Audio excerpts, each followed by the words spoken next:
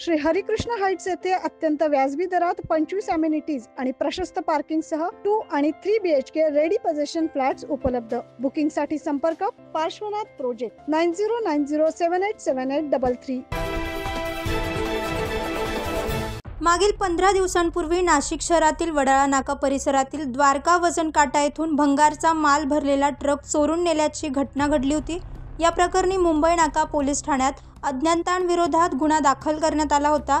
सदर घटनेचा तपास करत असताना पोलीस उपनिरीक्षक रवींद्र बागुल, पोलीस हवालदार विशाल काठे यांना चोरी झालेल्या ट्रक मालकानेच ट्रक चोरून नेण्याच्या बदल्यात मला अर्धा हिस्सा द्यावा असे सांगून ट्रक चालकाच्या मदतीने ट्रकसह मालाची विल्हेवाट लावून दोघेजण मालेगावकडे जाणार असल्याची गोपनीय माहिती मिळाली। मिळालेल्या गोपनीय माहितीनुसार गुन्हे शाखा युनिट 1च्या पथकाने धुळे टोल नाका येथे सापळा रचून तिघा संशयितांना ताब्यात घेतलं। सलीम शेख, नाविद शेख, साहिल शेख असं पोलिसांनी ताब्यात घेतलेल्या संशयितांचं नाव आहे।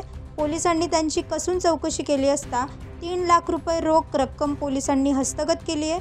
पुढील तपास मुंबई नाका पोलीस करतात। सदरची कारवाई गुन्हे शाखा युनिट 1चे वरिष्ठ पोलीस निरीक्षक मधुकर कड यांच्या मार्गदर्शनाखाली सहाय्यक पोलीस निरीक्षक हिरामन भोये, पोलीस उपनिरीक्षक चेतन श्रीवंत यांच्या पथकाने केली आहे। 9 न्यूज महाराष्ट्र ब्युरो, नाशिक।